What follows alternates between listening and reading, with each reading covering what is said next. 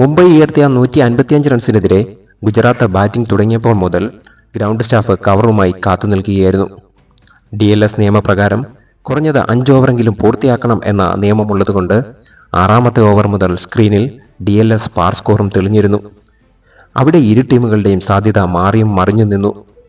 പക്ഷേ 18 ഓവറുകൾ പൂർത്തിയായപ്പോൾ മഴ നന്നായി കളി തടസ്സപ്പെടുത്തി. അപ്പോൾ ഗുജറാത്ത് DLS പ്രകാരമുള്ള സ്കോറിനേക്കാൾ 5 റൺസ് പുറകിലായിരുന്നു. മഴ തുടർന്നിരുന്നുവെങ്കിൽ മുംബൈ ജയിക്കുമെന്ന സാഹചര്യം. പക്ഷേ 12:30 മഴ മാറിയതോടെ ഒരു ഓവർ വെട്ടിച്ചുരുക്കി 19 ഓവർ മത്സരമായി നടത്തി. അവസാന ഓവറിൽ ഗുജറാത്തിന് ജയിക്കാൻ 15 റൺസ് വേണമെന്നിരിക്കെ മുംബൈക്ക് മറ്റൊരു പ്രഹരമേറ്റു. കുറഞ്ഞ ഓവർ നിരക്കിന്റെ പേരിൽ സർക്കിളിന്റെ പുറത്തുനിന്ന് ഒരു ഫീൽഡറെ പിൻവലിക്കേണ്ടി വന്നു. ദീപക് ചാഹർ എറിഞ്ഞ 19ാം ഓവറിൽ ആദ്യ 3 ബോളിൽ തന്നെ 11 റൺസ് വിട്ടുകൊടുത്തു. 4ാം ബോൾ നോ ബോൾ കൂടിയായപ്പോൾ മുംബൈയുടെ പിടിവിട്ടു.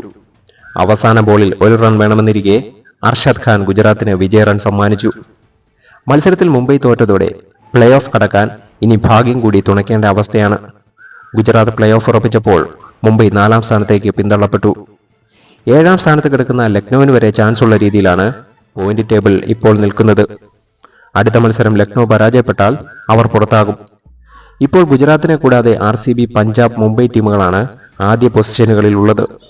നാളെ നിർണായകമായ ഡൽഹി പഞ്ചാബ് മാച്ചിൽ ഡൽഹി ജയിച്ചാൽ മുംബൈ ആദ്യ 4ൽ നിന്ന് താഴെ പോകും.